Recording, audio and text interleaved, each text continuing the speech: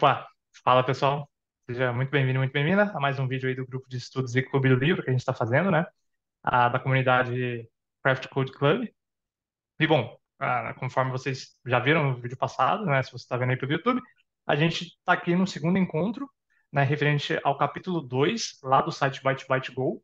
A gente vai continuar falando sobre esse capítulo, né? Que o título dele é Escalando de zero a mais de 1 milhão de usuários, né? Ao milhão de usuários. E vamos lá. No último encontro aí a gente parou na parte de cache, né? Que se a gente pega ali ainda no capítulo 2 lá na metade dele, a gente estava startando a parte de cache, né? E aí fazendo um recap rápido, né? Mas, bom, ainda para quem está assistindo aí pelo YouTube, aqui embaixo vai ter o link da playlist completa, né? E você, se você não viu o primeiro vídeo, volta lá. E também vai ter a playlist com os próximos. Quando a gente for gravando, a gente vai colocando aí. E bora lá. Ah, Só um recap de como que foi o trajeto até a gente chegar nesse system design aqui. E aí, pô, Marcel, Nelson, Matheus, Eduardo, né, Antônio, todo mundo aí, quem quiser ir contribuindo, bora junto.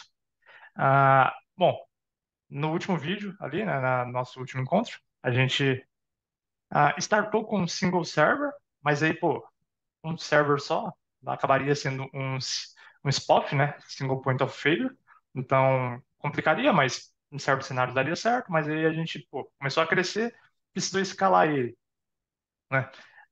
O primeiro ponto também que a gente conversou lá no último encontro foi adicionar um WAF, né? A gente falou bastante ali dos firewalls e dos Web Application Firewalls para adicionar segurança, que foi até o Gelian que trouxe e valeu demais. Na sequência, pô, a gente criou aqui um scale group para escalar horizontalmente, né? A gente falou da escala vertical e escala horizontal, e a escala horizontal ela tem a vantagem de não ter um SPOF aí, né? Um single point of failure. Então a gente organizou um scale group para escalar os nossos servidores na horizontal. Precisou adicionar um load balancer. A gente também trouxe a questão de criar uma private network aqui, né? Para a gente expor um IP público que vai até o load balance. Dali adiante vai só IPs privados.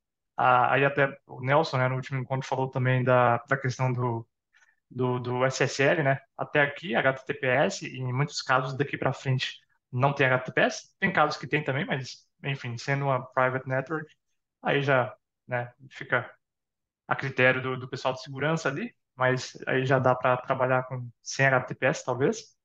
Talvez, dependendo do cenário, compense, né, também seguir com HTTPS, SSL ali dentro. E boa. E uma vez que a gente começou a escalar, aí o nosso segundo point of failure, single point of failure, ficou sendo o banco de dados, né? A gente só tinha um banco de dados. E o que a gente fez? A gente falou bastante sobre a questão do read replica, né? Quando você tem um banco para escrita, que é o teu master, e você acaba tendo várias, várias réplicas somente para leitura. E aí tem algumas questões também, né? Tem alguns bancos que dá para fazer write-write, read-write em dois, mas aí tem a questão da sincronização. Mas, enfim, e aí foi o ponto que a gente chegou, né? Nossa aplicação está crescendo, a startup está crescendo e a gente chegou nesse ponto aqui, que em tese já não tem nenhum single point of failure aqui, né? Se esse banco cair, um outro banco assume como master, né? E acaba, pode acontecer alguma inconsistência ali de sincronização, mas bem pequena, de milissegundos, porque a hora que o master cai, talvez ele não consiga replicar, mas aí, enfim, mais uma réplica acaba sendo promovida a master logo na sequência. E é isso, né? E aí, digamos que a gente continuou crescendo, a startup continuou crescendo, e aí o próximo ponto que a gente pode pensar, e claro, a gente pensa nesse ponto na hora que a gente começa a ver o gargalo no horizonte, né? Até onde está tudo certo, a gente não precisa pensar no cache, né? O próximo ponto é o cache. Mas na hora que a gente começa a ver e claro, não na hora que começa a dar ruim, mas na hora que a gente vê que pode dar ruim, a gente vai lá e entra com a questão do cache, né? E aí no livro ali, né? Ele traz a questão, né, do cache tier. Bom, e o cache a gente já, né, acho que todo mundo já está bem familiarizado aí. A gente tem diversas ferramentas, né? Pode ser o Memcache, Redis. Às vezes a gente já viu empresas usando até Mongo ou algum banco NoSQL como uma camada de cache ali também, né? Daria para usar. E E aí, o que que o cache vai aliviar? Ele, aqui no Read Replica, a gente já aliviou bastante do Read, mas às vezes acaba que, né, tá tendo um throughput muito alto ali, né, tá chegando, tendo né, a carga que tá vindo é muito alta e esse Read aqui mesmo assim tá ficando pesado. E aí, um ponto seria a gente trazer o nosso cache. Vamos ver se tem um cache aqui. Ah, mas se alguém quiser trazer aí também, como que vocês pensam e levam em consideração, e até trazer os pontos aqui do livro também, né? Mas como que vocês decidem a hora de usar cache ou não? Se alguém quiser trazer. Eu acho que os pontos que o livro traz ali para a invalidação de cache e tudo mais, acho que são pontos bastante importantes. Se for algo, por exemplo, que está constantemente a ser atualizado, acho que a cache acaba por ser inviável. E o próprio o Alex Choi no livro acaba por mencionar isso. Se for algo que está constantemente a ser atualizado, ou seja, também está-se constantemente a validar a cache, eh, quase que derrota o propósito de um Redis ou algo do género. E outro ponto bastante importante também no cache, lá está, é a expiração do cache em si, para não corrermos o risco dos dados serem atualizados e os dados já estarem da parqueta do próprio base de dados de cache, por exemplo. E uma das estratégias que já utilizei e que acho que é bastante útil, por exemplo, neste caso, calhar acaba por ser mais num CDN, numa CDN, que também acaba por ser um cache. No processo de deploy, por exemplo, correr alguma rotina para invalidar a cache, alguma estratégia desse ponto assim. Total, total, né? Os pontos que o livro traz, né? Aí é pra gente falar um pouco, pô, perfeito, né? Que você trouxe, nossa. Ah, você vê, né? Um ponto legal de podcast é quando você tem muita leitura, né? Um rate igual a gente pôs aqui até digamos que a nossa startup tem um ratio de 10 leituras para cada uma escrita. Aí, bom, a gente já fez um read replica aqui, mas mesmo assim ainda ficou pesado, então a gente acaba indo para o cache, né? Mas aí, novamente, tem que ter bastante leitura, porque se você tiver mais escrita do que leitura, teu cache vai ficar inconsistente muito rápido, e isso pode acabar causando mais dor de cabeça do que vantagens, né? Talvez Uhum, não traga total. velocidade. E o caixa acaba por. Boa, Giovanni. E o caixa acaba por ser Hoje. um ponto importante porque se a gente olhar a base de dados, acaba por ser um dos recursos mais caros. Se a gente conseguir aliviar de alguma forma a carga feita em cima da própria base de dados, já é uma ajuda por si só no custo. A gente não se toca muito, mas base de dados, esse talvez dos recursos mais caros numa arquitetura, se não o mais caro. É, é o que eu vejo também. Realmente, base de dados costuma ser tanto mais caro. E o cache quase sempre não é tão caro, né? Então, pô, se você pôr um cache para economizar em idas ao banco, com certeza E se vale a calhar pena. o facto de colocar o cash, por muito que o cash tenha custo, o que ele alivia acaba por se calhar tornar-se a infraestrutura mais barata do que mais cara. O próprio custo dele se paga por si só e ainda torna mais barato. E temos o exemplo do Redis e temos um exemplo de, um, de uma CDN. Os exemplos onde é que usei CDN tornaram a infraestrutura bem mais barata do que encareceu. Ou seja, o custo dela por si só se pagou bem, muitas vezes. E para além de tornar a coisa muito mais rápida, porque fica geograficamente perto dos utilizadores. Sim, total, total. Bom, vou até colocar aqui ah, né,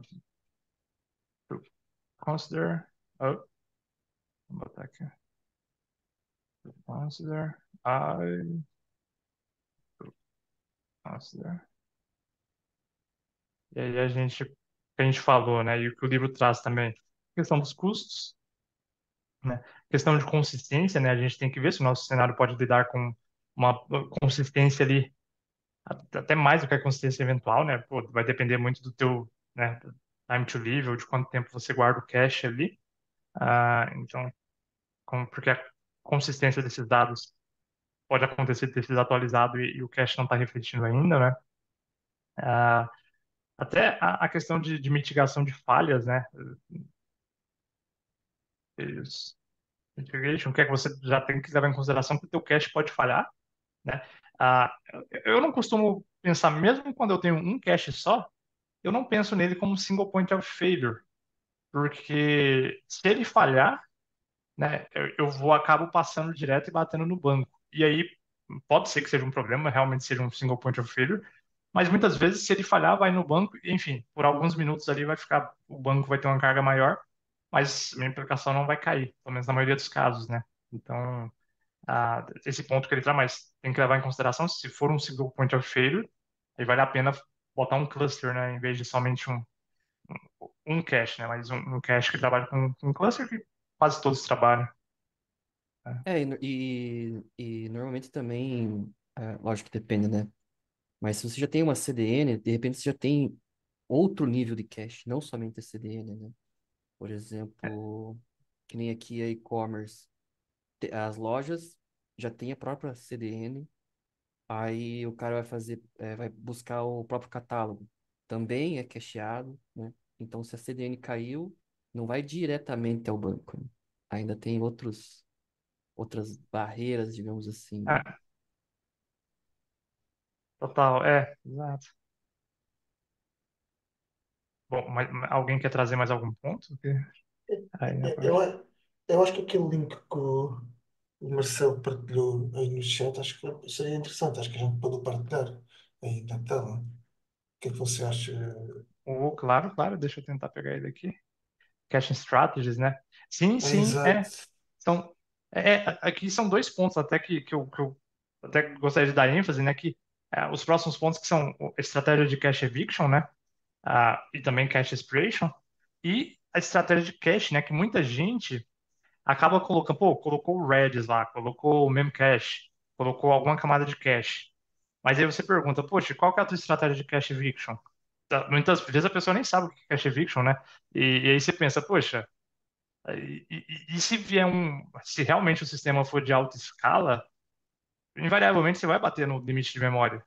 E aí vai entrar a estratégia de cache eviction, né? Que a cache eviction é quando não tiver espaço para mais cache, o que que o mecanismo de cache vai arrancar fora para caber mais cache, né? E aí entra as estratégias de cache eviction que a gente vai falar. E outro ponto também que a galera não fala tanto, quase sempre só usa como cache aside, cache true, mas acaba nem se ligando que tem várias estratégias de cache, né? A galera só põe lá e acha que talvez não sabe, assim, a galera, entre aspas, né? Muita gente, assim, que você vê no dia a dia que bota o cache, mas não se liga em cache eviction e muito menos nas estratégias possíveis de cache, né? Usa um jeito só sempre. E é o que a gente vai entrar agora aí, que o Marcel compartilhou. Vou botar o link depois, quem estiver assistindo, né? Vou colocar ali embaixo nos links também, depois a gente compartilha lá na comunidade. Mas são as estratégias, né? Ah, bom, trazendo aqui algumas estratégias que a gente tem, é o cache aside, que é o padrão, assim, é o mais padrão de leitura, né?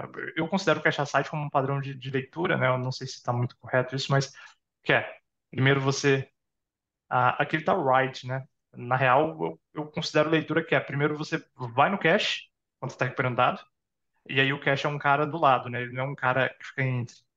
Ele tem a informação, você pega lá. Se não tem, é um cache miss, e você vai no banco. Ah, não, tá certo, tá certo. Mas Se aqui não ele tá ali, ó, tem, 1, 2, 3, né? exato, ele dá o write depois, não, perfeito. É isso mesmo, isso que eu faço, né? Pô, vai lá, não deu cache miss, vai no banco, traz, grava. Aí seria o cache aside, que é o cache meio de ladinho aqui, e aí ele até traz, né? Os pontos que acontecem, né? Que é o primeiro você vê lá se tem, volta, aí pega do banco se não tiver, e aí salva no cache. Ah, bom, ele fala um pouquinho dos prós, né? A, aplicações que têm muita carga de leitura, resiliente, né? A falhas no cache, porque você vai no banco depois, então se der algo ruim. Ah, um modelo no cache, né? Às vezes pode ser diferente, né? Aí meio que vai um pezinho ali pro lado de um modelo diferente para leitura, né? Para facilitar as coisas, né? E aqui fala bastante. Aí tem o read through. Esse read through é bem massa, né? Que é quando você lê do cache. O próprio cache, você não se importa, porque para você sempre vai ter, né? O próprio cache, se não tiver, vai dar seus pulos, vai bater no banco e trazer, né? E muito pouca gente conhece ou já usou. E o ride-through é bem legal e às vezes economiza tanto um esforço de aplicação como um time, né? Porque às vezes sua aplicação, enfim, tá distante do cache, o banco de dados está mais perto e ela já conversa ali. Aumenta a complexidade de infra, talvez, né? Alguém já utilizou dessa maneira? Ride-through, que o próprio banco. É, boa. Acho que o Redis, ele tem, ele tem os engine, né, que chama. Aqui é os Redis Engine, se eu não me engano. Redis Gears, né? E aí você consegue. Aí é a praia mais do Giovanni da galera de Java, né? Que esses caras são, a maioria deles são criados em Java. E você pluga no teu Redis, né? É tipo um plugin. E aí você configura como que ele lê no banco quando dá cache miss. E ele já automaticamente faz isso para você. Quer dizer, na real, você consegue implementar o write behind, que a gente vai falar, write through e head through, que é bem legal. Que seria esse caso, né? Você vai no Redis, ele vê que não tem, ele chama do teu banco de dados, retorna e te retorna. Então o Redis sempre vai ter. Isso, e aí ele cacheia, né? Isso é bem interessante também. Nesse caso aí, Wilson, a base de dados está abstraída da aplicação. Tipo, a aplicação não conhece a base de dados, então, diretamente, Exato. geralmente. É, ela lida talvez até com o cache como se fosse a base de dados, né? Ou, Hum. acaba entrando o cache aqui como se fosse um decorator, meio que, né? É, De certa então, forma. mas O, a o, aplicação não mete escrita, não conhece a base de dados. É, é, no momento é real, real. Aí depende, né? Se a escrita também foi feita com write-through, que é o carinha logo embaixo aqui, aí pode ser que não conhece de jeito nenhum, porque o write-through Ok. é a mesma coisa e Mas até, talvez não seja tipo um front, sabe? Que acessa uma API de search, alguma coisa assim, sei lá. Ou a própria API de search, né, no back. sim, pode ser também, né? Ô, É, Wilson, opa. boa noite. Esse mecanismo que você acabou de falar aí, ele é nativo do Redis? Então, não é bem nativo, mas é mantido, inclusive aqui no site do Redis eles indicam, né? Uhum. Tem dois, na verdade, o RG-Sync e o RG Hibernate, esse aqui implementado em Java, esse Fala assim, implementado em Python. é chancelado por quem cuida do Redis, né? Exato, exato. Não é um plugin, mas é chancelado por eles, então É, é porque bem quando você confiável. não usa isso, você traz a complexidade para dentro do software, né? O software, opa, Ex- não bateu lá, aí ele Exato, vai, e aí é mais código, onde tem mais código, mais bug, né? exato, É exato. isso aí, É, bacana. total, sim. Pô, é uma maneira, exato. Diminuir a complexidade. Assim, diminuir a complexidade no código, na aplicação, aumenta um pouquinho a complexidade na infra ali, pelo plugin, né? Alguém vai ter que, né, entender bem ali. Mas, de maneira geral, é uma estratégia válida, é uma estratégia bem legal e né, em alta escala, talvez até seja mais, né, mais rápido. E em alguns cenários ele se destaque, né? Esse aqui é bem. Aí tem esses dois, tem o read-through e o write-through. Só que tem uma variação do write-through. Tem muita gente que chama o write-through de algo parecido com o cache-aside, que é você, ah, você grava no banco, volta para a aplicação e grava no cache. E aí, ah, o que eu acho é que o write-through, assim, ao pé da letra, é isso aqui. Mas em alguns momentos a galera faz na própria aplicação e acaba chamando de write-through também. Acho que até a Amazon Cache write-through. Acho que isso aqui. Que eu lembro que eu vi na Amazon, aí eu falava que não era, mas depois que eu vi a Amazon falando, aí eu já não, não, ah, write through. Não, pior que aqui tá o write through pelo Dex mesmo. Eu lembro de ter visto Caching Best Practice. How to apply, caching design, write through. Aí Aqui. ele tá fazendo os dois, né? Ele faz, a própria aplicação faz em um, vai lá e faz em outro. E aqui está colocado como, né, best practice, write through. Então, eu tenho para mim que aí, quando alguém me fala que está usando a estratégia write through, eu ainda pergunto, né, qual das duas vertentes, né? Write through direto por infra, pelo Redis, ou write through pela aplicação? Grava no banco e depois grava no cache, né? Eu acho que esse aqui é o pé da letra, mas a galera usa bastante, né, o write through assim também. Ah, essa é uma boa. Bom, aqui fala um pouco dos prós e contras, né? Write through doesn't seem to do much, né? Não faz tanto, né? Mas introduz uma latência de escrita. Em tese, né? Introduz uma latência, mas é a latência que você teria na aplicação, talvez até ganha, né? Ele até cita, né? O Dynamo DB Accelerator, DAX. Aí talvez o Giovanni hum, já tenha usado, ou saiba melhor sobre o DAX aí. Eu mesmo não conheço. Pensando assim, em um momento ideal para colocar essa estrutura, né, que você falou do um está no lado da infra e o outro está do lado da aplicação. Se você deixa livre para ser do lado da aplicação, então a gente tivesse 10 times, cada 10 times poderia tomar a sua própria decisão e a aplicação tem ou não. Agora, se você pensa que é um produto de prateleira dentro da sua empresa, você já levando isso para a infra, pronto, é default de todo mundo, né? É, Seria um racional exato. legal. Ótimo ponto, né?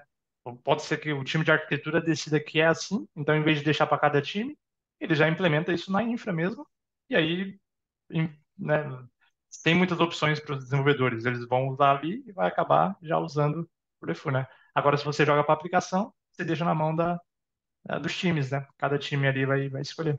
Perfeito, verdade. Ótimo.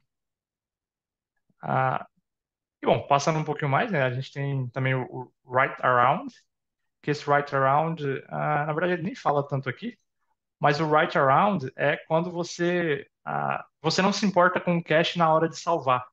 Você se importa na hora de ler, você pega do cache, mas na hora de salvar você fala, o cache tá lá, cacheado, para mim eu não preciso atualizar ele, aí você salva só no banco. Por isso que é around, né? Você dá a volta no cache, salva no banco e não atualiza o cache, né? Enquanto o write-through da maneira da aplicação, você iria no banco, depois iria no cache, ou dessa maneira mais do lado da infra, você já faz direto. Seria legal. Engraçado, o write-around, ele nem, né, data é escrita diretamente no banco, e somente dados lidos, né, que vão para o cache. E que é uma estratégia boa também, porque às vezes você tem dados que você escreve que só vão ser lidos. Pô, eu cadastrei um filme hoje e vai lançar daqui 3 meses, né? Então não vou gastar meu cache com isso, coisas assim. Ah, e Right Back, Right Behind, que é uma estratégia bem legal que cruza um pouco com a Right Through, só que ele forma um buffer, né? O que traz riscos. Mas você acaba que você escreve, escreve, escreve, escreve no cache, de tempos em tempos, ou depois de um dado tamanho do buffer, ele vai lá e leva um lote para o banco de dados. E assim vai, escreve, escreve, escreve, vai lá, leva um lote para o banco de dados. E, isso, bom, dependendo do que você está fazendo, isso é bem, bem legal, né? Tipo, é, sei lá, por algum motivo você quer as posições do carro, as posições do ônibus, alguma coisa assim, né? Você vai escrevendo, se perder, tipo, se por acaso der uma falha e o cache cair, por acaso restartar, você vai perder algumas posições, mas logo na sequência você já vai começar a traquear as próximas posições, então talvez não seja, né, tão, né, perigoso ali perder algumas posições de uma localização ali de um carro, alguma coisa assim. Talvez seja, né? Depende do Eu acho cenário. que isso aí já começa com um pezinho nas filas, né? De forma- Exato. No fim, se for ver, né, assim, o, esse right back, a única vez que eu brinquei com ele foi um projeto que eu até falei com vocês em algum momento lá das conversas, né, do WhatsApp, que batia no chat GPT e etc. Que toda conversa que chegava eu salvava no banco, né? Só que aí com 4 pessoas, que era só eu, minha esposa e 2 amigos usando, já enfim, meu banco lá não era dos melhores, né? Enfim, não tinha faturamento ainda, e ainda não tem. Mas aí o que que eu fiz? Eu fiz isso aqui, eu acabei colocando uma camada de cache, e ia gravando nele, gravando nele, gravando nele, só que aí foi algo mais manual, né? Aí ia gravando no Redis e depois um background service rodava de tempos em tempos, catava e levava para o banco, né? Para ir uma vez só no banco já salvar de monte.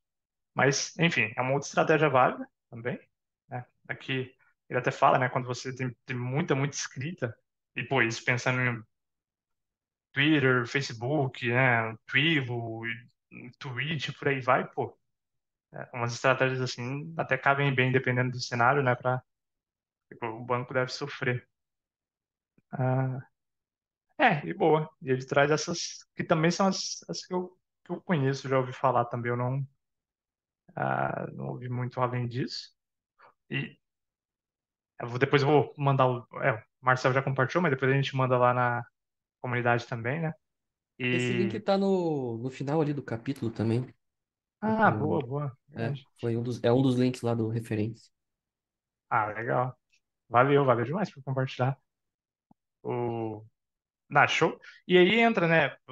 Muitas vezes, na real, o que a galera mais usa, o que você mais vê vai ser o cache aside com o write through, mas o write through daquele jeito, que vai no banco, volta e vai no cache. Ok, né? Esse é o jeito que talvez dê fit para a maior parte dos casos, né? Mas aí fica a pergunta, né? Foi uma opção consciente ou foi uma opção porque talvez, né, a hora de decidir a gente só conhecia aquela opção. E aí entra um ponto legal de pelo menos conhecer as outras opções, saber que o Redis consegue fazer através de plugin, saber que o próprio Dynamo tem o Dex aqui, que pelo jeito já faz todas as estratégias. Memcache também já tem algumas dessas nativas. Tem bastante coisa legal de estratégia de cache para ser usada. E, bom, depois eu vou completar aqui o Cache Strategies, coisas que a gente falou, né? Ô, Wilson, Alguém diga aí. uhum. É, acho que, tipo assim, na hora que a gente tava falando, a gente meio que seguiu o roteiro ali do autoscaling e a gente acabou já entrando na parte do cache, né? Mas, na minha percepção, a gente não explorou um pouco do quando adotar o cache, né? Porque, tipo, pense, supondo um cenário, uma startup que eu acabei de desenvolver, tô ali, tipo, crescendo de 0 a 1 milhão, né? Uma coisa nova. E qual que é o gatilho, tipo, que me fala assim, meu, agora você precisa dessa energia com isso, sabe? Porque é muito claro a gente chegar num roteiro de entrevista e o cara fala assim, você vai chegar com 1 milhão de usuários. Pô, beleza, preciso de cache, mas fica muito by the book, sabe? Tipo, um roteiro muito fluido ali que a gente já decorou, sabe? Exato, né? E aí acaba que você faz um over-engineering, né? Você acaba que, pô, eu lembro do livro que falava isso. Você nem precisa, você vai lá e coloca, né? Exato. Tem que ver se é necessário, né? Aí acho que até o Nelson falou um pouco, né, né, talvez quando identificar a necessidade. Ali, onde eu tô, a gente acaba adotando algo legal, que é a gente faz bastante teste de carga e teste de estresse, né? O teste de carga, normalmente a gente pega a carga comum e manda e vê a carga comum ali, os picos, etc., como que rola. E o teste de estresse é a gente manda a primeira carga comum, vai aumentando, vai aumentando, vai aumentando, vai aumentando, até a gente ver onde algo começa a dar ruim, né? E aí a gente acaba que até a gente ver onde algo começa a dar ruim, muitas vezes é o banco que começa a ser o gargalo. E aí a gente consegue identificar o ponto, né, aonde a gente está próximo de topar o banco, né? Pelo menos a gente não quer escalar o banco, então a gente quer manter ele. E aí na hora que a gente consegue ver ali que os usuários e os acessos estão aumentando até chegar ali perto, aí é a hora que a gente entra com o cache, né? Claro, de antemão, né? A gente faz isso para já conseguir, né, prever antes que aconteça, né, a tragédia ali. Então, sempre que aí os usuários vão aumentando, aumentando, quando chega na zona amarela ali, né? Pô, falta uns 20% para chegar naquele ponto onde topa, né? Ou os picos começam a chegar lá perto. Aí a gente já sabe aí a gente decide, né? A gente sabe que a gente precisa tomar uma atitude, uma ação. E aí a gente traz para a mesa as opções, né? Cache, pô, daqui a pouco a gente vai falar CDN, né? Ou otimizar alguma coisa, otimizar carry, criar no nosso read replica alguma view materializada ou criar algum modelo de consulta, né? Uma tabela de consulta um pouco desnormalizada. Enfim, aí a gente traz para a mesa para discutir. Mas bom ponto, né? Tem que sempre estudar bem para usar. Bom, E cache não vem de graça, né? Geralmente, exato. cache é bem pelo contrário, é bem caro de você ter uma infraestrutura de cache bem colocada ali. Então, é o que você falou, Sim, Wilson, tipo, identifica o gargalo e avalia se aquele gargalo seria solucionado ou melhorado usando uma camada de cache ou não, né? Porque às vezes é uma query que está mal exato. otimizada, né? Talvez tiver, criar umas views ali e continuar usando o próprio banco SQL, por exemplo, já resolve, né? Ou trazer alguma coisa para memória, né? Porque o cache não é só ter um Redis ou ter alguma tecnologia à parte, né? O cache é você ter uma coisa em memória ali, né? De mais rápido acesso, né? É um acesso rápido. Então, talvez até usar a própria memória da aplicação já é o suficiente, né? Dependendo aí do caso. É. E eu Total, queria falar um exatamente. ponto também aí, que... Ô, boa noite, pessoal. Cheguei um pouco atrasado. Mas eu queria falar um ponto aí que até nesse momento da aplicação aí, a gente falar assim, né, que o Antônio comentou, né, em que momento a gente acha que a gente tem que usar cache, né? Cara, só que nesse momento aí que a gente está na aplicação, a gente não tem nada de APM aí, né? A gente não tem monitoramento, a gente não tem métrica, a gente não tem nada. Então vai ser muito difícil a gente tomar uma decisão ali, vai ser totalmente no escuro.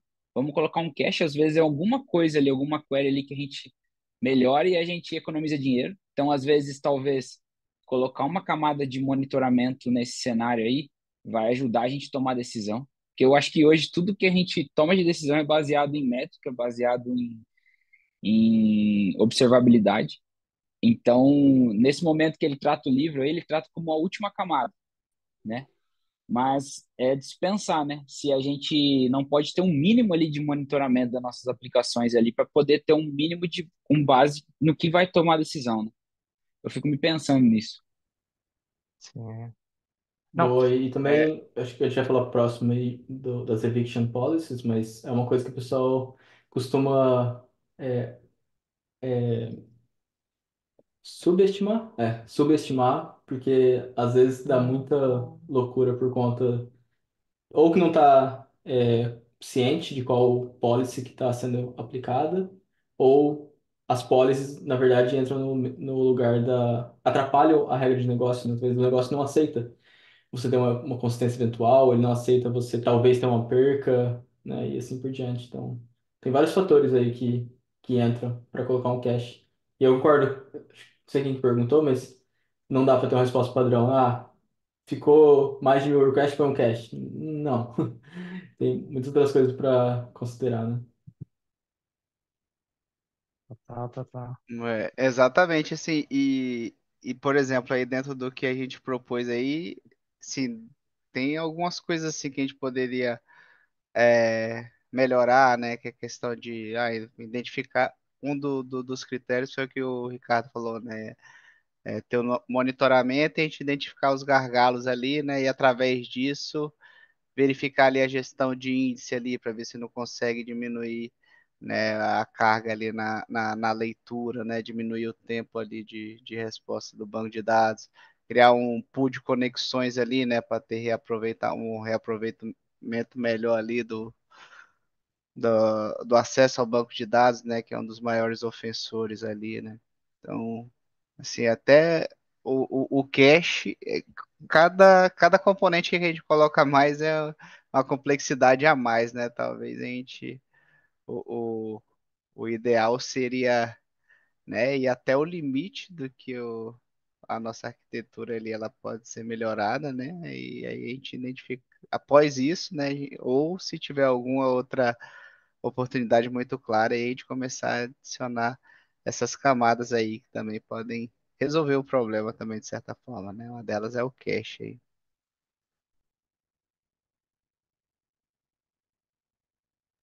Total, total. Eu até trouxe aqui pô, bem colocado, Ricardo. E na real, é dois pontos, né, que incomodam um pouco, né? Tanto a não ter falado em segurança, né, o AF, etc., no começo. E para mim, nesse ponto aqui, começou a escalar horizontal, você já precisa ter ter algum tipo de, né, de login, de métricas principalmente, né, métricas mais que login e tracing, mas com certeza você está escalando, você precisa de tracing, login, métricas, são os três pilares aí, né, da observabilidade e automação também, mas para mim aqui já precisava, né, porque como que você sabe quantas máquinas, hora de se escalar mais uma, hora de fazer o scaling, né, e enfim, aí eu até coloquei, bom, Application Insights aí, procurei Datadog, não achei. Ah, será que tem um ELK Stack aqui?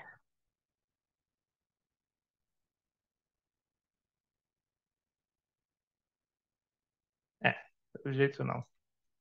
Mas enfim, não sei se todos estão familiarizados. O Application Insights é a ferramenta da Azure que faz, né, os quatro aí, né, os três pilares ali, o login, né, enfim, para você acompanhar o que aconteceu, como aconteceu, etc., né, as questões de métricas também, ele faz ali tudo, né, tudo das máquinas, CPU, etc., banco, etc., e também a questão de tracing, né? Você consegue recuperar o tracing distribuído entre serviços e assim por diante, de maneira muito, muito massa, né?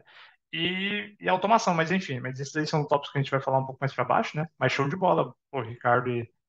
Né? Eu também não sei se como que eu representaria legal aqui, porque não tem como linkar ele em tudo, né? Mas eu botei aqui. Aí, se alguém quiser deixar mais bonitinho aí, ou quiser colocar outros recursos, né? Eu coloquei o Application Insights, que ele pode ser também, né? Um grafana ali para. Agora tem o Azure Monitor também, que você agrega toda a galera, né? Boa, boa.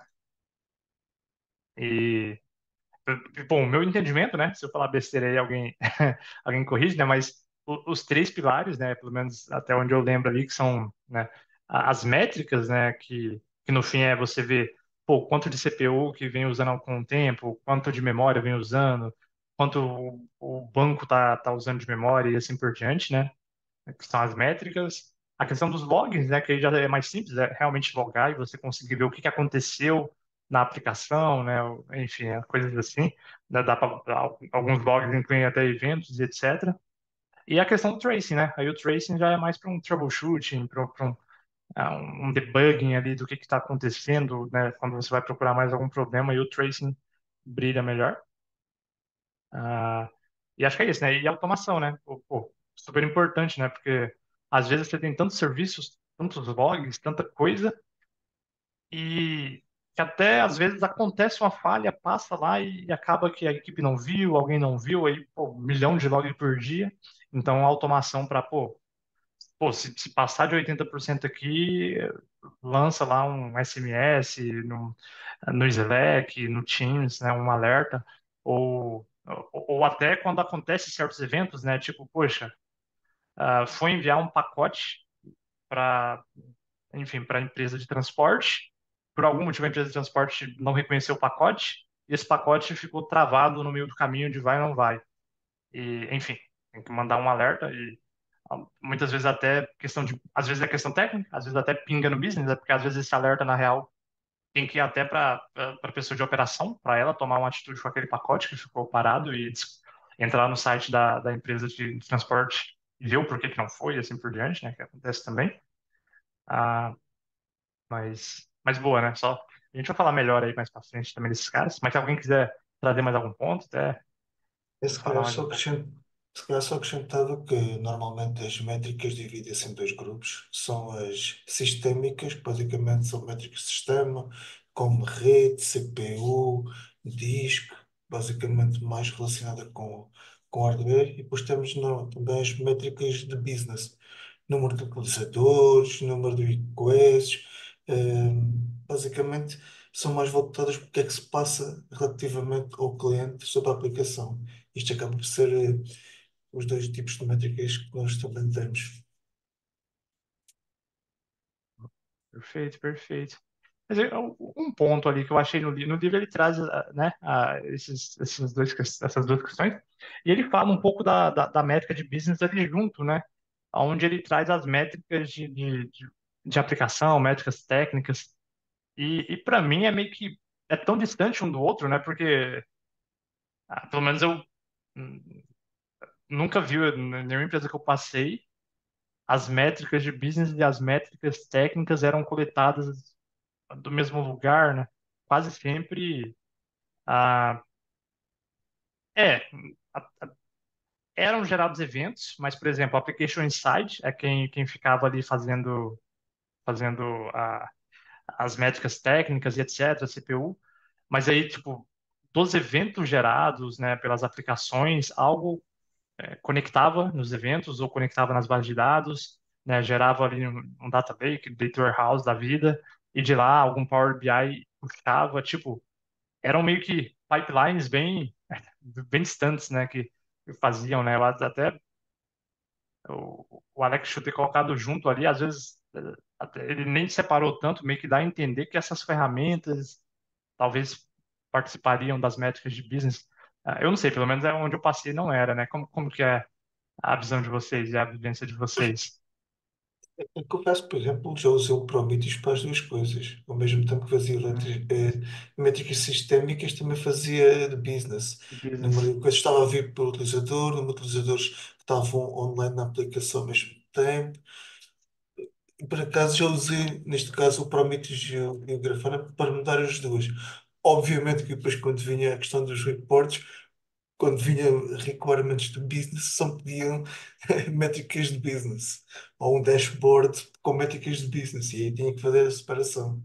Mas já usei, lá está, não era uma grande aplicação, mas já utilizei. Se calhar quando a aplicação é maior, haja uma separação mais, mais concreta, talvez com Power BI ou alguma coisa do género. Sim, total, total. Opa, o Giovanni mandou bala aqui. Eu não sei se foi o Giovanni ou quem, né? Na real, eu só vi aparecendo aqui. Mas, pô, ficou maneiro, valeu. Valeu demais. Ah, bom, acho que aí a gente ia entrar no Cash Eviction, né? Acho que você, você tinha puxado, Giovanni, se quiser falar um pouco mais do Cash Eviction aí, fica à vontade.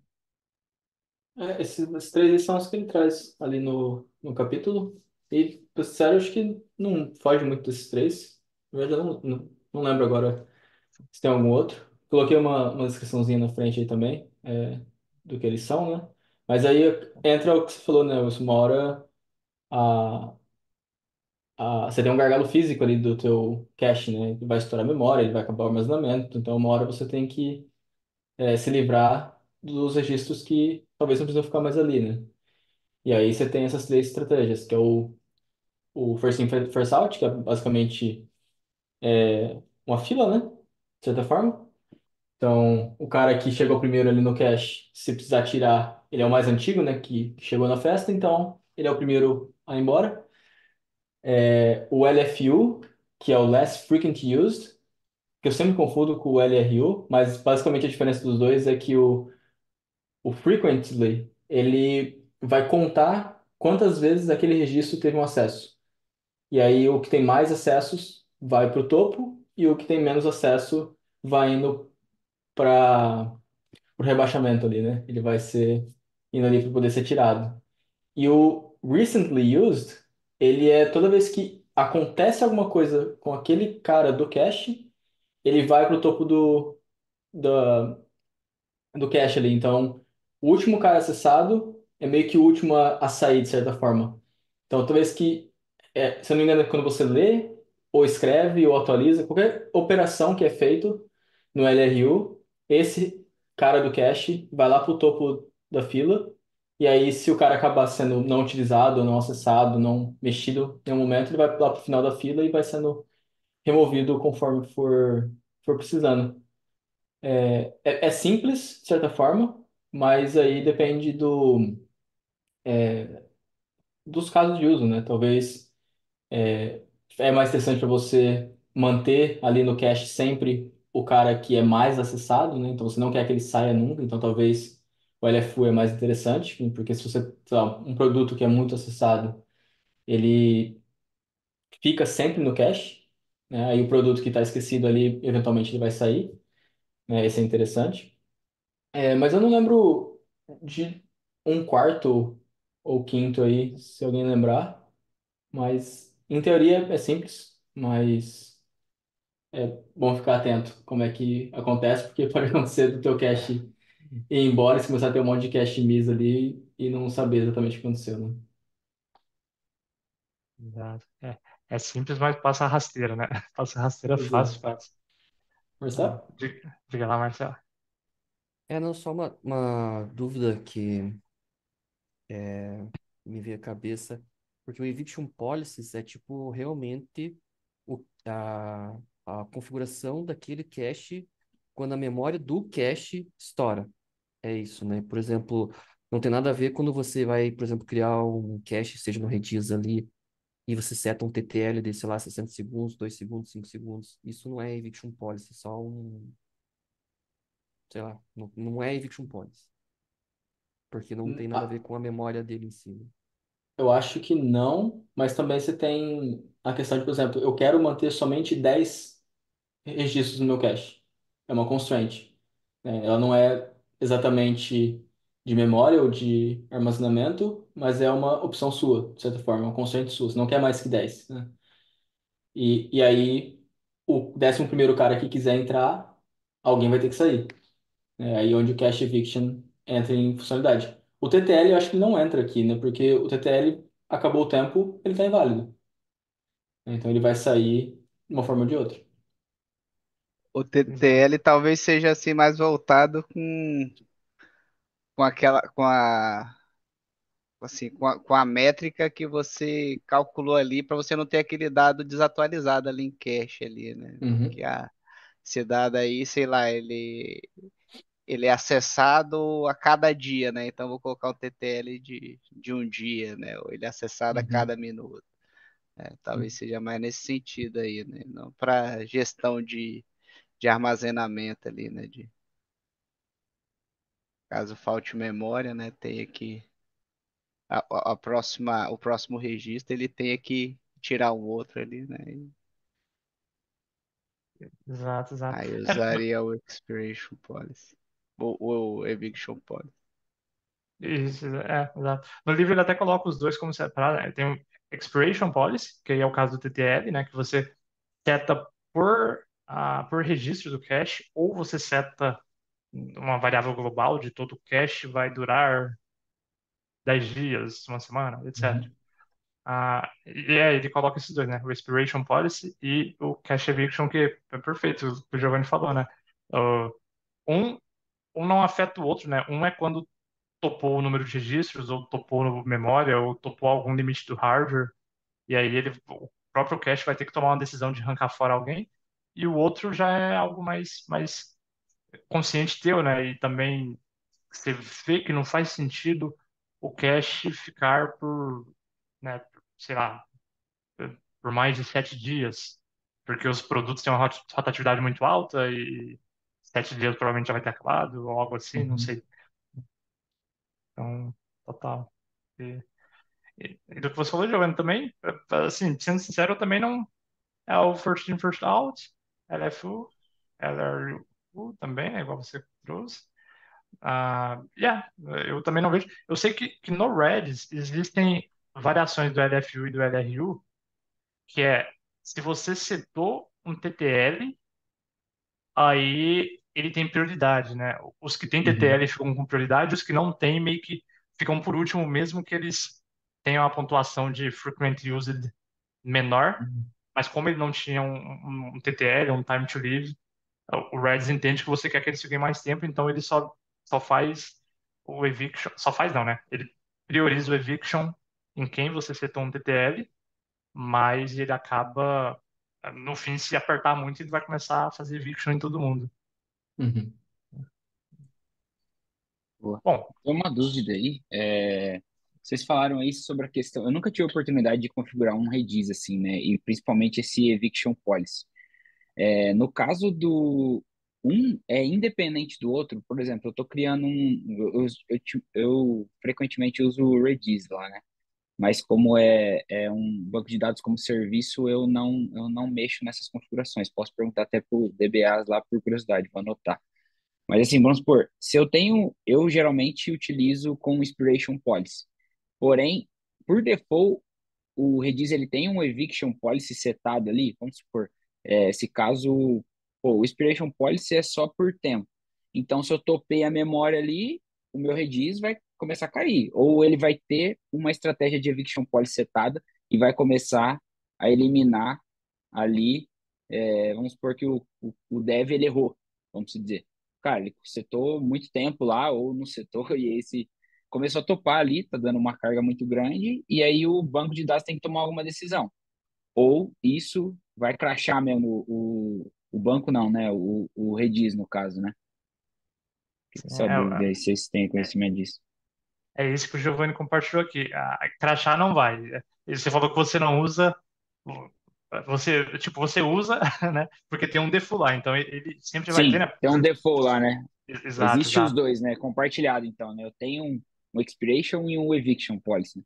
Exato, exato. Inclusive Ah, aqui, ok. o Giovanni mandou bem é o volatile LRU, né? É o É o default default. eviction. Exato.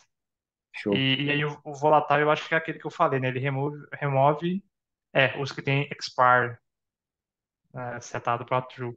Aí tem como você mandar o all keys, que aí ele não se importa, vai todo mundo, ou o volatile, que aí ele pega só o que tem o expire. E tem o volatile random também. Mas é bem LRU, LRU, LRU, LRU. Uai, cadê o first in, first out? Pior que parece first in, first out.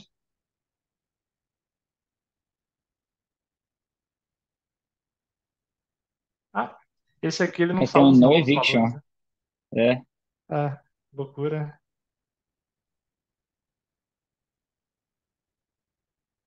ó. Esse aqui é legal. Esse aqui, o volatile TTL, ele usa o time to live para também no cálculo, né, da eviction. O primeiro ali, pelo que ele fala, ele começa a ignorar É, novos novas caras. entradas.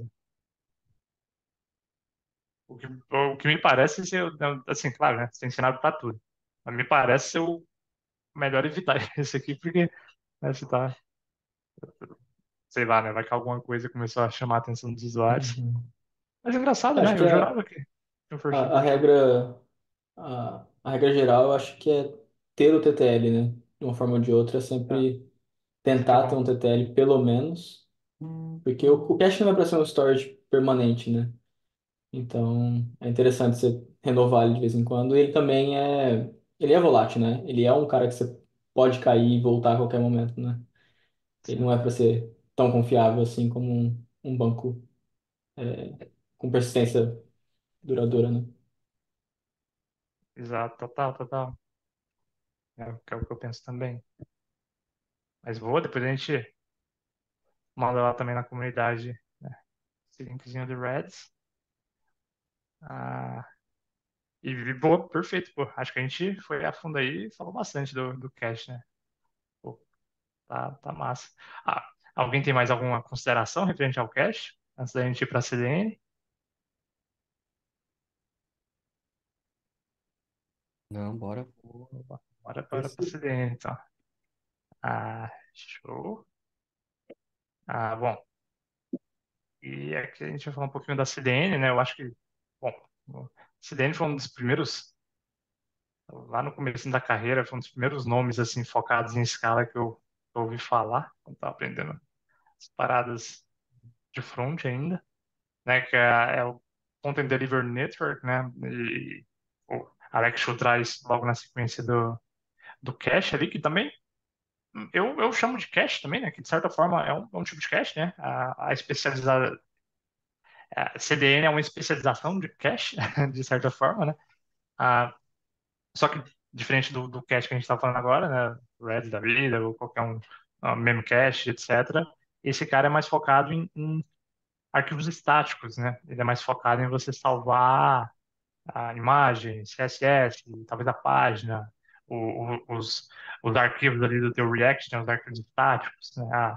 A página lá que o Next.js gera, enfim, ele é mais focado em salvar estáticos. E, e ele traz algumas vantagens, né, que ele fala aqui. Outro ponto que ele faz é Dynamic Content Caching, né? É relativamente um conceito novo. E, e confesso que eu já passei por empresas que usavam CDN para cachear resposta de API de GET. E eu acho que Uhum. isso pô, tirava super proveito, né? Ganhava um tempo. Ah, só só um ponto, né, que eu penso que tem que levar em consideração quanto ao TTL, né? Porque às vezes a aplicação tem um TTL, que é tipo, o business falou que o TTL pode ser de um dia. Aí você vai na aplicação, no Redis, e bota o TTL de um dia. Aí bate na API, pega aquele do cache lá que está com um dia, coloca lá no cache, né? E aí no finalzinho do dia, alguém bate lá e traz esse cara e joga para tua página Next.js, que ela se monta e ela também tem um TTL de um dia.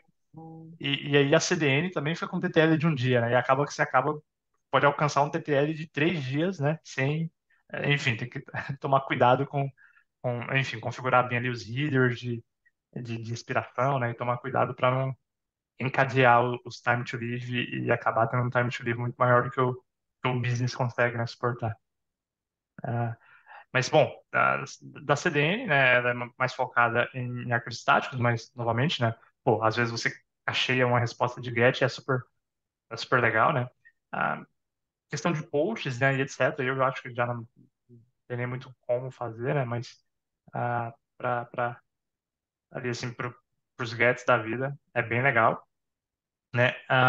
Como a CDN trabalha, né? Eu não sei se acho que a grande maioria aqui está presente, né, para isso, mas na CDN a gente tem os POPs, né, que é os Points of Presence, que é os pontos da onde existe a CDN, né? Inclusive hoje eu vi um negócio que eu achei muito maneiro, que atualmente eu estou morando em São José do Rio Preto e Cloudflare POPs. Eu descobri que a Cloudflare tem uma POP aqui. Cadê Brasil?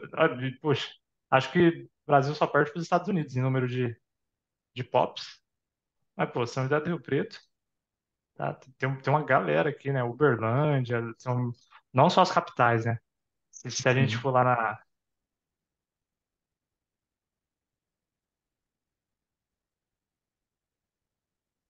aqui mesmo,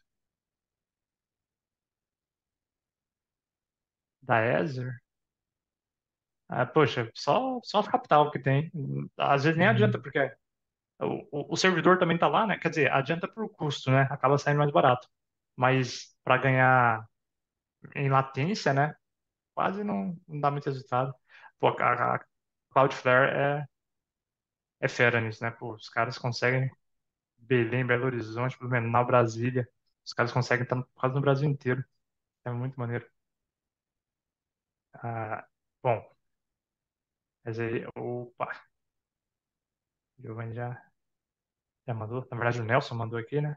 Já botou aqui o CloudFront aí na frente, né? Que aí e até que a gente conversou da outra vez, né? Às vezes a própria né, o próprio serviço de CloudFront, meio que ele, quer dizer, o próprio serviço de CDN, meio que ele já faz até o WAF e até um load balance, enfim, tem serviços que conseguem agregar vários serviços, né, em apenas um recurso ali, mas de maneira geral, né, seria o cara que, é um cara que cacheia, né, ele cacheia as respostas, e aí ele não só cacheia, como ele salva essas respostas nos POPs, né, e que acabam ficando bem mais perto do usuário, né.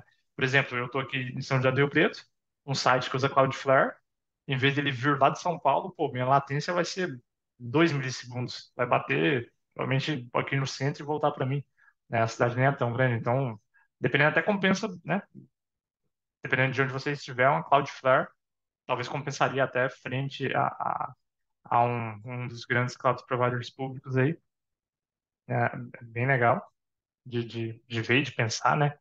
Coloquei um E, mapinha aí embaixo, se você quiser rolar para baixo aí. Só explicar. massa, massa.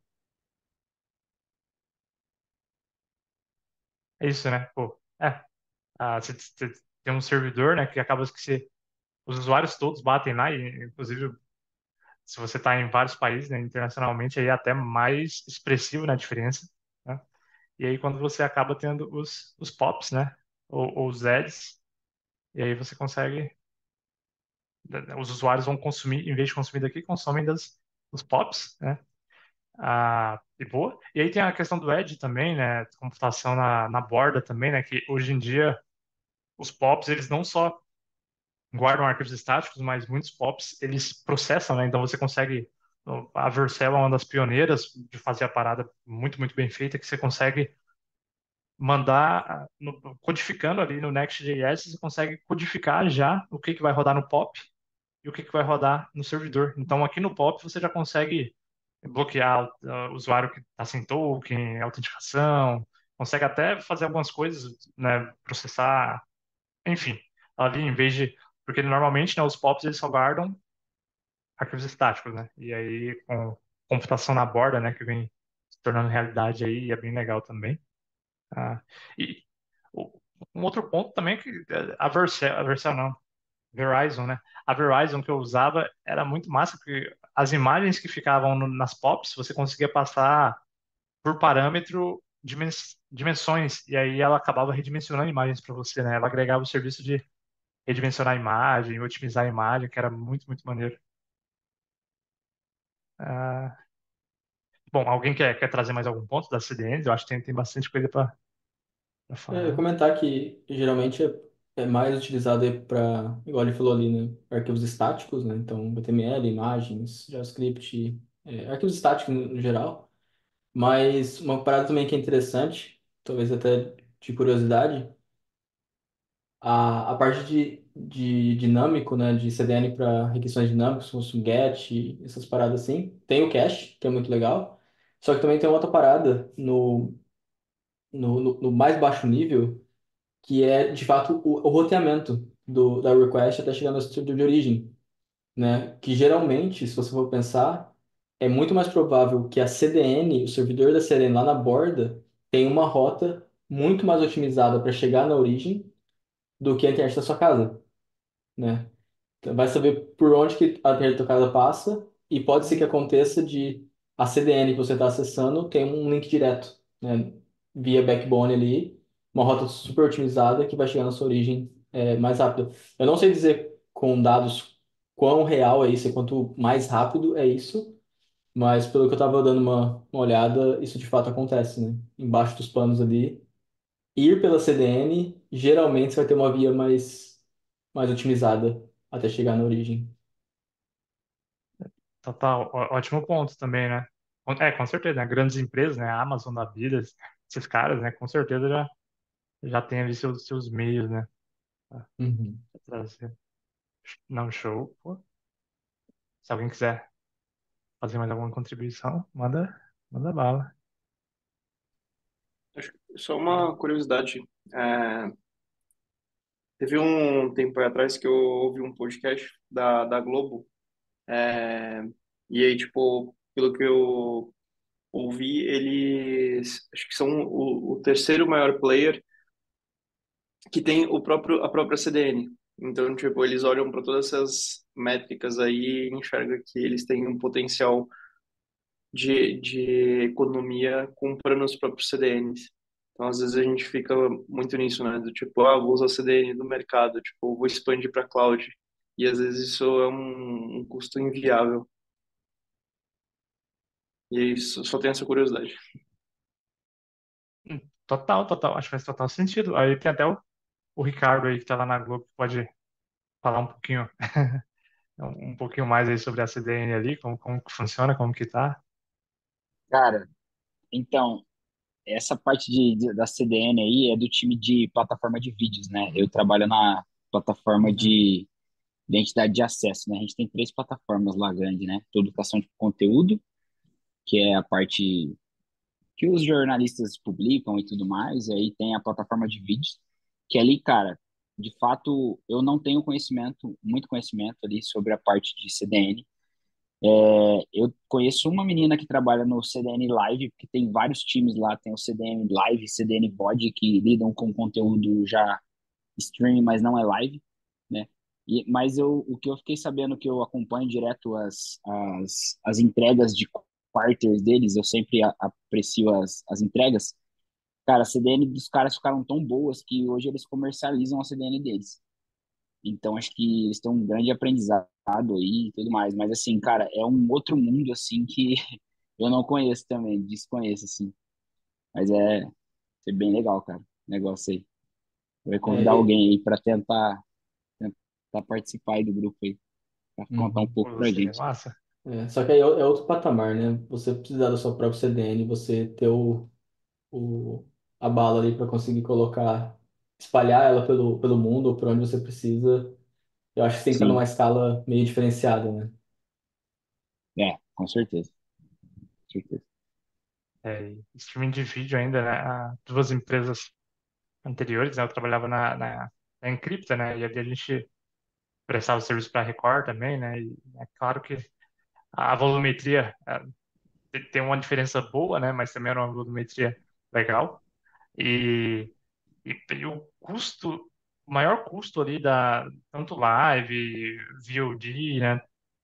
Era, era realmente tráfego e CDN, né? Porque, pô, e ficava, querendo ou não, um episódio de uma novela ou uma live ali, pô, é gigas e gigas, né? E às vezes chega a teras, e 4K, e pô, e o custo era gigante, gigante, né? No fim, Uhum. o maior custo era CDN barra tráfego, né? CDN storage e CDN tráfego, né? E o segundo maior custo banco, e depois vinha as aplicações, né? E algumas outras coisas. Então, pô, muito, muita coisa. Fora a fricção ali que tem ali, né? Que acho que é dos maiores objetivos deles ali, né? Tipo, o maior desafio, né? Você diminuir a fricção para o usuário ali, né? Tá, sim, sim. Pô, e aí, nesse cenário, eu acho que sem CDN é quase inviável. Já pensou esse tanto de gente assistindo Big Brother direto nos servidores, né? Nossa, pô, ia precisar de servidor pra caramba, né? Ah, pô, É, cara, CDN tem como. cachear e. Nossa, total. Um negócio que eu ouvi falar que é a Netflix, né? Eu nunca fui muito a fundo, mas eu acho que até no blog da Netflix que eu vi uma vez também. A própria Netflix ela faz parceria com os providers de internet, ela vem e coloca um servidor junto lá no provider para ser meio que a CDN, só que aí é uma CDN privada, para em cada provider já ficar cacheado ali os filmes, etc, enfim, para ganhar tempo para o usuário e ganhar custo, né? Ganhar em custo para Netflix. Ah, e um último ponto, só relembrando lá da época da Encripta, que era muito massa, que tinha uma configuração lá do serviço de streaming da AWS com a CDN, que a CDN distribuía, só que ela colocava um espaço em branco, né? Tinha todo um protocolo de ads que ela distribuía com espaço em branco. E aí, dependendo do país ou da região que você assistia, a CDN mais próxima de você usava o Edge Computing para substituir aquele espaço em branco com o comercial da região onde você está. Isso, pô, era sensacional de ver, dependendo. Pessoas em lugares diferentes do Brasil acabavam vendo comerciais diferentes e isso era muito, muito massa, né? De ver que lá no servidor saía a mesma coisa e o Edge Computing que ia, né, preenchendo esses espaços com ads.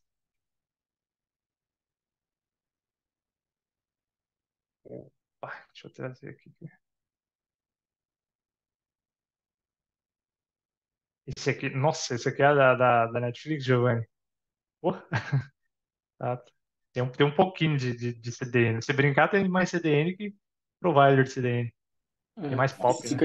Fica de leitura para depois aí, mas eu acho, pelo que eu entendi, eles fazem parcerias com os Internet Service Providers, né? É, Para entregar o conteúdo de uma melhor forma. é, exato, pô. Eles são. Porque querendo ou não, né, é uma necessidade, né? Imagina, você tá louco. Ah, mas, bom, massa. E aí, né, talvez, né, alguém. se pergunte, né? E até a gente vai tratar nos próximos tópicos. Pô, mas como que acontece, né, para o meu usuário acessar?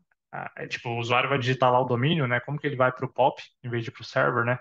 E aí entra o GeoIP ou GeoDNS, né? Que é o GeoDNS, né? Que é a, a resolução do DNS geograficamente, né? O próprio DNS ele vê de onde veio o IP do usuário.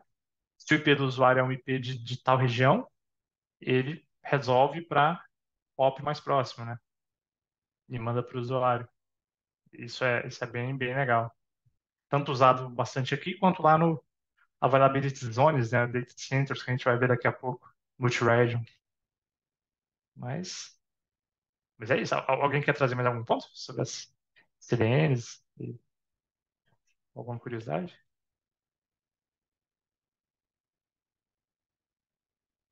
Bom, acho que podemos ir para o próximo, então. Seria boa, boa. Perfeito. Ah, só para fechar, né? Considerações para usar CDN ali que o próprio Alex Chu traz, né? O custo, né? Também, novamente, né? A política de expiração, né? Expire policy. O fallback, né? Também você tem que considerar que a tua CDN vai falhar e ela falha, né? Por diversas vezes, né? Pode estar acontecendo alguma coisa, algum desastre, ela pode falhar. Uma política ali, né? Uma maneira de invalidar arquivos, né? Quando você deploya novamente, você vai precisar fazer um purge lá tá lá, né?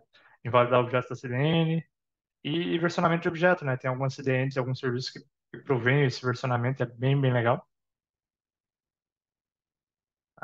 Bom, e o próximo tópico aí é a questão do stateless, né, versus stateful architecture, né?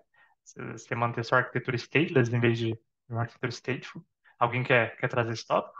Giovanni, Nelson aí, quem quer animar? Antônio, fiquem à vontade. Ficar, ou também se não quiserem também, né? Então, stateful, basicamente, stateful acaba por ser a aplicação que, no fundo, ou faz armazenar alguma espécie de dados, ou, no fundo, vamos pensar no servidor que acaba por armazenar dados. Stateless lá está, é o inverso. Um exemplo que nós temos disso, por exemplo, é as aplicações que fazem autenticação por sessão, por cookie, acaba por ser um exemplo de stateful. E quando a gente, por exemplo, faz a autenticação numa máquina, se temos um load balancer na frente que faz, por exemplo, um balanceamento de carga com round robin, nós temos que adotar uma estratégia que até é mencionada aí no livro, que é sticky session, para a máquina conseguir ter afinidade a um dos servidores, porque se a gente fez a autenticação numa das máquinas, o estado acaba por estar numa das máquinas, quando vamos a outra máquina, temos já só autenticação. E uma das estratégias para contornar isso, existe várias. Uma, provavelmente, é no load balancer, a gente adotar uma estratégia de sticky session. A partir do momento em que uma máquina, o cliente se conecta a uma máquina, tem sempre afinidade a essa máquina.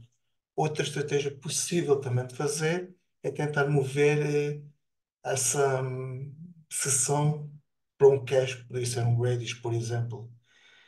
Eu, preferencialmente, prefiro, quando falamos em autenticações, lá está, depende.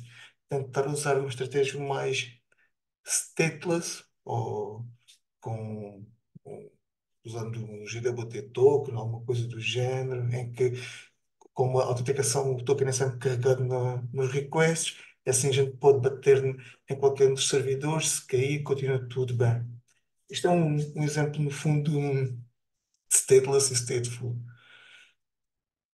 Normalmente, APIs, pelo menos da minha experiência, tentando ser sempre stateless, acaba por se calhar ser uma melhor estratégia até para escalonamento. Porque lá está, stateful, acabamos por estar limitado o estado ou alguma estratégia de cache, como foi há pouco falado, a gente acaba por armazenar dados na memória da aplicação, quando a gente salta para outro servidor, esses dados não estão lá. Assim, grosso modo, acaba por ser A questão do stateless e stateful. Teve uma documentação, um curso que eu li há um tempo, agora não vou lembrar, que ele tinha dado o exemplo da questão do carrinho de compras, por exemplo, no e-commerce, né? Tipo, quando você entra, faz as compras que você deixa no carrinho e você sai e depois você volta, né? Tipo, manter essa sessão ali com esses dados. E aí eu lembro que era alguma coisa do dele, tipo, te dar uma tag, uma label ali para aquele para sua sessão e aí quando você voltava sempre estava no mesmo servidor, né? Aí eu entendo que tô, tô entendendo, não tô afirmando, tá? Que isso seria o stateful aí nesse processo.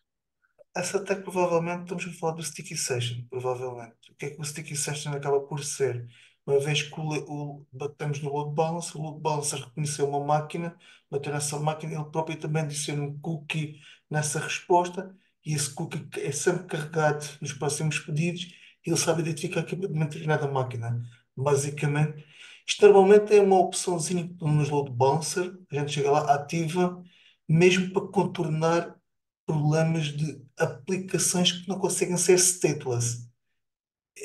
Eu considero que se calhar o estado perfeito seria stateless, mas quando não é possível para este tipo de aplicações, e talvez seja esse o caso, o carrinho de compras, o sticky session acaba por conseguir contornar esse tipo de limitação, no fundo. Outra estratégia lá está, seria que esse carrinho de compras tivesse provavelmente, se calhar, num cache distribuído, provavelmente. Poderia ser uma alternativa.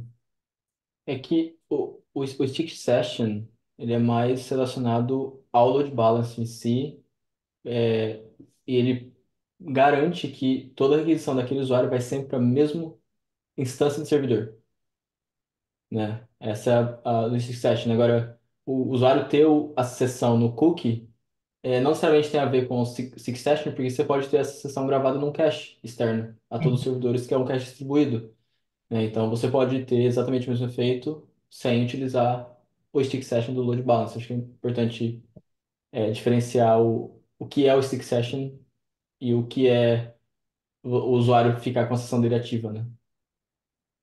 Então, é que eu acho que o que o Nelson trouxe é que talvez alguns mecanismos de stick session usam o cookie, né? Bota no cookie o, sei lá, qual servidor que foi.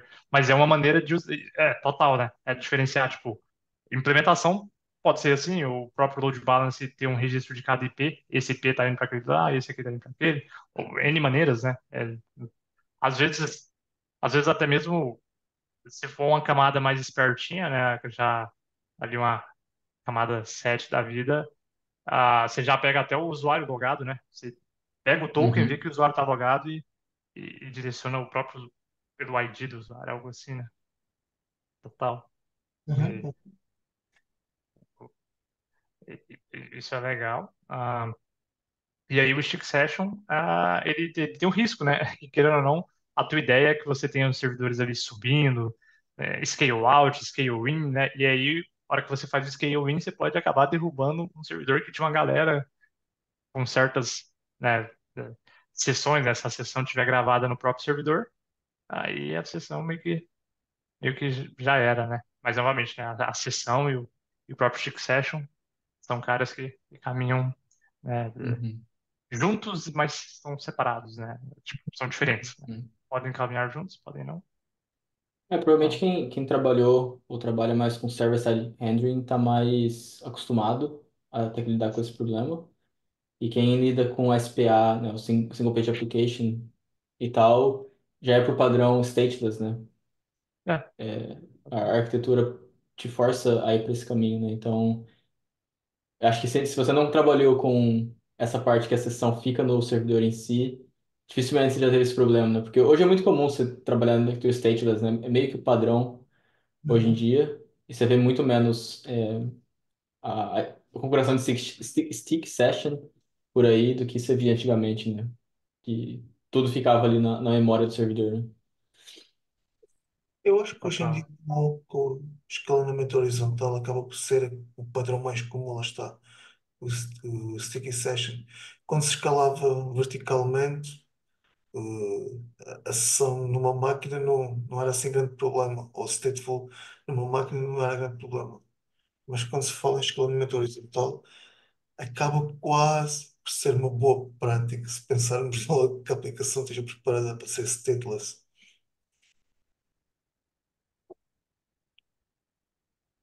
Exato. Então, algo também que eu já vi, que aí você até trouxe, né, Nelson, a questão do token, que aí o token, no fim, é uma maneira de passar o estado, né, o que seria armazenado na memória, se passa, na real, para o token, né, o próprio token carrega o estado para lá e para cá. Esse banco, né, aqui o NoSQL Uhum. Session para gravar as sessões do usuário, né, não ficou muito bonitinho, não, mas depois a gente vê aí se acharem um ícone melhor. Ah, mas aí o que eu ia trazer é que você joga pro token, né? E tem cenários até que eu já passei que acaba que continua usando o token, mas ainda você não pode usar um JWT, porque às vezes o JWT você tem que botar o nome do usuário, etc. Em alguns casos, você não pode jogar esse cara para fora, né? E aí você acaba tendo que ter essa sessão, e aí acaba sendo algo, muitas vezes até o próprio. ah, Aí normalmente eu faria pelo API Gateway, né? Que vira um token totalmente encodado, hasheado, né, que vai para o usuário, não é o JWT, mas quando chega, digamos que aqui tivesse, além do load balance, um o API Gateway da vida. A hora que chega no API Gateway, o API Gateway pega aquele token, vai lá na sessão, recupera de fato a sessão, ou o JWT, né, ele só traduz um hash para o JWT e daqui para frente continua o JWT. Só para o JWT não sair para fora. Ah, não sei se quem aqui já teve a curiosidade de pegar o JWT da Netflix ou da Disney muito mais, né? E ver o conteúdo dele, mas nossa, eu acho que tem umas 300 linhas ali, tem pô, tua assinatura, tem um monte de dado, ah, claro, nada sensível, nada, tipo, seu nome, beleza, tem algumas coisas, seu e-mail, tem algumas coisas ali que, né? Mas, de maneira geral, acaba que carrega muita coisa no token, né? E dependendo se for um banco, se for uma instituição financeira, alguma coisa assim, pode ser um problema, até um problema se isso sair, né? Ah, mas, bom, de maneira geral, a solução que o livro trouxe, né, foi jogar a sessão para em vez de deixar a sessão nos servidores em memória, jogar a sessão para um banco no SQL, onde ele vai guardar a sessão. Eita. E aí, bom, e aí independente, né? Qualquer servidor consegue bater lá e recuperar a sessão daquele usuário, né? Ou até na ideia que você deu, né, Nelson, o JWT, dependendo, até remove a necessidade de uma sessão. Você nem precisa de uma sessão salva ali. O próprio JWT ou outro token que carrega o estado em si, né? Um token auto-assinado, né? Eu acho auto-validado. Eu não me lembro certinho o nome, né? Para garantir que ninguém vai alterar ele. Mas daria para ter assim. Um exemplo, por exemplo, onde é que eu já tive que me ver o estado da aplicação para o Pomcast foi, por exemplo, quando a gente usa WebSockets. No nosso caso, estamos mais familiarizados com o .NET, com o Signalar. E se nós temos o round robin, a conexão é estabelecida e depois fica estabelecida. E se nós vamos a uma outra máquina, não temos as conexões noutra máquina. Então, uma solução que até esse, o Signaler nos dá é mover justamente o estado da aplicação para um Redis. E nesse caso aí conseguimos que continuamos com o round robin, a receber ligações por WebSocket, por exemplo, e conseguindo ter o estado dos utilizadores e das conexões que estão feitas. Foi um caso, por exemplo, que já tive que utilizar, lá está, um cache também para conseguir resolver esse problema. Ir ao estado da aplicação e me ver com um estado compartilhado. É, verdade. Não. O WebSocket realmente, né, não tem escapatória. Se você escalar na horizontal, você vai ter que ter algum mecanismo de cache ali para guardar o estado. Eu Total. acho que até no Singular é o backplane, backplane, ou acho que é isso, backplane que ele usa. Basta só uma configuração e ele conecta-se com o Redis e começa a gravar Pô, o estado no Redis. massa, massa. Achei que seria, pô, achei que era bem complexo. Bom, bom Não, saber. é só passar a conexão do Redis, por exemplo, e está feito. Bem Pô, massa. simples. Pô, bom saber, bom saber. Ah, e bom, massa, acho que a gente chegou aí então na. Falamos aí da sessão, né, da questão de uma arquitetura stateless e uma arquitetura stateful. Se alguém tiver alguma dúvida ou se alguém quiser trazer mais algum ponto, antes da gente partir para os data centers ou availability zones, né? Documentei do lado, Wilson, Verdade, o verdade. desenho. Opa, Fica. maneiraço. Bom, no caso do. Não tá, obviamente, completo, mas é meio que o resumo do que a gente conversou. Você não achou, show. É, né, no caso digamos que os usuários estão com stick session, né? E aí cada um vai para um servidor. Não sei se foi essa a ideia aqui, Uhum. Giovanni. Aí acaba que. Enfim, aí o user 1 tem sempre que ir para esse cara, né? Porque ele está guardando, né? A, Uhum. a sessão. E, e aí, onde você Ah, estava comentando, né, o problema da escalabilidade, né? Se, por exemplo, esse cara cai, né, o usuário um vai ter que vir para o server 2 E e vai aí o ficar. server 2 não vai ter sessão dele, então ele vai estar deslogado, de certa forma, né? Mas se você externaliza isso talvez para um cache, é uma forma de contornar esse problema. total. É, perfeito. E ainda, né? De certa forma, ainda vai ter o estado, né? A aplicação, de maneira geral, vai guardar o estado, mas não mais no que ele chama de application tier, né? Não mais isso Uhum. aqui, sim, no cache tier. E boa, e o stateless é o que qualquer usuário pode ir para qualquer máquina, né? O cenário, eu diria que o ideal, né? Porque aí você não se preocupa menos com as questões de manter estado, etc, né? E aí tem o Uhum. JWT novamente. Uhum. Porque cada request do usuário pode ir para qualquer servidor e tudo certo. Uhum. Ou Sim, perfeito. requisições em paralelo, pode cada um para um servidor e assim por diante. Total. Pô, nossos desenhos estão ficando feras, hein? Dá pra fazer uns posts legais aí, pô, nas redes sociais, né? Escrever uma coisa de forma, como é que é? De forma bem feita, não é? Né? Não é graças a mim, né? Que eu acho que vocês já perceberam aqui que eu boto uns ícones aqui meio nada a ver, mas é os que eu acho aí. Mas bom, boa. Ah, e bom, bora falar um pouquinho então dos data centers, né? E aí aqui a gente vai falar um pouco mais sobre o GeoDNS, né? GeoDNS Routed. Que aí, bom, os data centers, deixa aí como que a gente vai fazer aqui para replicar aqui alguma, deixa eu puxar para cima, melhor, né?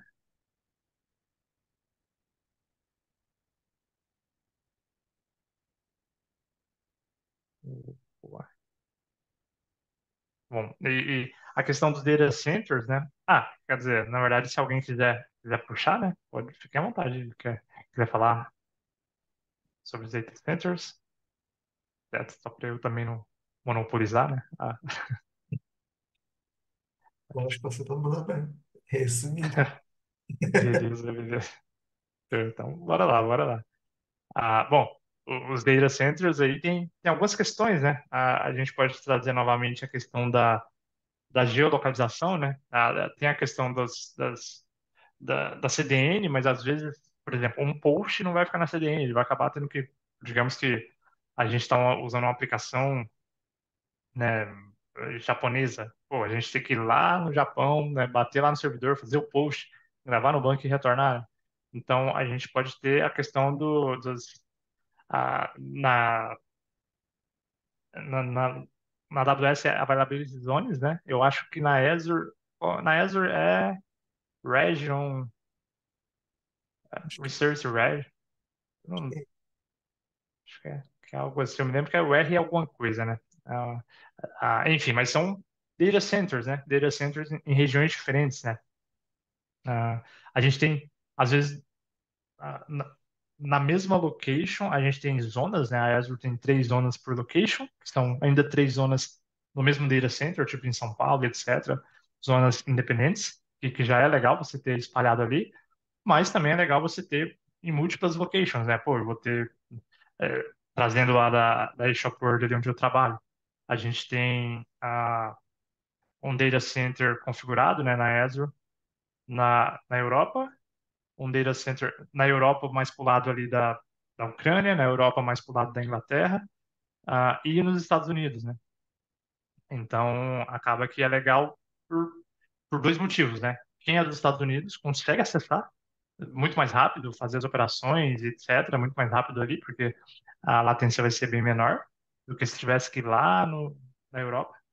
E também a questão de disaster recovery, né? Não disaster recovery, mas de resiliência em caso de desastre, né? Pô, se um data center lá dos Estados Unidos cair, a, o usuário pode ser roteado para o servidor da Europa como uma ação de contingência, né? Até as coisas voltarem ao normal lá no servidor dos Estados Unidos. E assim por diante, né? E aí, isso, né, vai acabar aumentando a availability, né? Mas aí vai acabar que também aí a gente enfrenta a questão de consistência, né? Quase sempre que a gente, né, dá um foco na availability ali, a gente acaba, querendo ou não, particionamento é o que a gente está fazendo também, né? A gente está trazendo o cap novamente, né? A gente está aumentando a variability, aumentando o particionamento, porque agora a gente vai particionar isso em 2, 3 partes, e aí, por consequência, a consistência vai ser degradada. E aí a gente vai precisar lidar com isso, né? Pô, eu vou acabar salvando alguma coisa lá no meu servidor da Europa e, né, um pedido ou um novo produto, etc. Isso tem que ser replicado lá para o meu servidor dos Estados Unidos, né? Enfim, e coisas assim vão acabar que vão ser desafios que vão surgir para a gente resolver quando a gente trabalha com múltiplos availability zones ou múltiplos regions ou múltiplos data centers, né? Cada lugar tem uma nomenclatura diferente, cada cloud provider, mas no fim são data centers, né? Igual o livro traz. E aí o livro fala ali bastante, né? Que se um cai, consegue fazer o roteamento, né? No fim, esse roteamento ele acaba sendo feito através de um load balancer também, usando GeoDNS, né? Ou GeoIP, né? No fim, eu acredito, eu acho que até no livro fala um pouco sobre o serviço da MaxMind, né? A MaxMind, eu acho que é a líder do mercado de catalogar IP, né? Pô, lá você consegue mandar um IP e ver certinho até a cidade de onde aquele IP está vindo. Então, se eu não me engano, os DNS acabam usando, né, também essa, esse- essa base de dados aí da MaxMind para conseguir fazer esse roteamento do IP, né? Pô, é um IP dos Estados Unidos? Manda para o data center dos Estados Unidos. É um IP da Europa? Manda para o data center da Europa. E assim por diante. Bom, ali no livro ele fala sobre, né, redirecionamento do tráfego pelo GeoDNS, que a gente fez aí. O desafio, né, da sincronização dos dados, né, novamente. Pô, a gente aumentou a availability. Se um caiu, o outro continua. Então a availability, pô, deu um upgrade. A gente aumentou o particionamento, né? Pô, particionou o que era um, virou dois. E aí, consistência né, consistência, sincronização é o nosso ponto que acaba tendo que ter uma atenção, que é sincronizar esses dois caras, né? Muitos cloud providers já tem muita coisa que faz automático, mas no fim, algo você vai ter que, né, vai ter um trabalho manual aí, com certeza. E, e um grande desafio também é a questão do deploy, né? Tanto deploy, quanto teste, quanto botar as coisas em produção, você já não tem um lugar, você tem 3, 4, né? E assim por diante. Eles estão em alguns pontos. Bom, quem quiser adicionar aí também, manda bala. Acho que é isso mesmo que você falou. Lá está. Estamos a falar de regiões diferentes, zonas diferentes, estamos a falar de uma escala completamente diferente. E é por isso que já estamos quase a chegar ao final do capítulo. Isto não, a fazer este tipo de coisas tem o seu preço. E o preço que aqui está é a latência na propagação dos dados e tudo mais. É preciso ter em conta ahm, esses trade-offs, como você falou, que é, provavelmente aqui já estamos a falar em consistência eventual. Isso tudo é um custo em prol de outros benefícios, que é temos dados replicados, temos, se uma zona cair, temos uma redundância e tudo mais. Só que lá está, não é para qualquer escala. E isso é bom ficar ciente. Exato, exato. É, pô, é a questão que a gente fala de microserviço, só que aqui ainda é um outro grau de, né, uma outra ordem de magnitude, eu diria, né? Microserviço, o monolito é mais simples, microserviço já começa a ficar complexo. Pô, um data center já é meio complexo, né?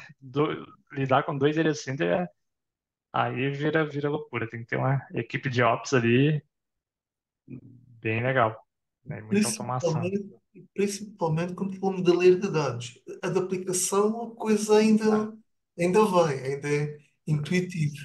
Agora, quando se fala de ler de dados, a alteração de dado no servidor do Brasil e replicar para o servidor dos Estados Unidos e a coisa funcionar. É um certo grau de complexidade, que a gente estamos abstraídos. Total, total. Ah, bom, eu acho que o Marcel mandou aí até a dúvida, né? E até vendo que algumas pessoas tiveram que sair. Acho que vocês acham da gente fechar talvez aqui ou encerrar nessa parte dos data centers? Só Porque falta, vai. só falta Q. Acho que a gente consegue acabar, Wilson. Então, é que tem aqui a Login Metrics, né? Que a gente falou um pouco já. E tem o Database Scaling, né? Que é ao fazer o sharding, etc. Essa parte aí eu acho que seria legal a gente, ah, Verdade, verdade. Isso é talvez. totalmente. Tem razão. Aí talvez aqui os logs e o data sharding, porque pelo menos eu acho que vai ser bem divertido falar do data sharding. É, exato. É, eu acho que faz tempo, hein? Depois. Exato. É, este capítulo, pelo que eu tive a ver do livro, acaba por ser um dos mais extensos. Acho que o outro a gente vai conseguir acabar por abordar num encontro só. Mas este foi Sim, extenso, que ele vai de zero ao muito grande. sim, pô. Ah, mas sensacional. Assim, por mim, pô, quanto mais tempo até a gente ir, mais um detalhe, mais conversar e trocar experiência, pô, me amarro mais ainda, né? Mas acho que todos concordam, então, da gente. Aí Uhum. fica kill, login, e a gente já falou um pouco, né? E data sharding pro nosso próximo encontro. Eu Boa, acho que boa. sim. Ah, pô, show. Combinado? Bom, vou encerrando a gravação então. Bom, e quem, né, tá assistindo aí pelo YouTube, novamente, link da comunidade aqui embaixo, né? Participa aí dos encontros também. Vocês viram, né, como é massa, né? A gente tenta também manter aí um horário legal, né? Das 8h30 até umas 10 e pouco. Pô, também a comunidade lá no Discord, a gente troca ideia pra caramba, né? Sobre sistema design, algoritmos, dia a dia, né? Questões de carreira pô, e muito mais. Então, entra lá também, o link vai estar aqui embaixo em algum lugar. O link também da playlist aqui. E também, pô, curtiu, compartilha aí com amigos, né? Traz amigos aí pra comunidade e bora junto, né? Bora agregar, crescer e aprender junto aí. E vamos que vamos. E valeu, galera. Bom, quem quiser se despedir aí, fica o espaço também. Valeu, valeu, pessoal. Boa, pessoal.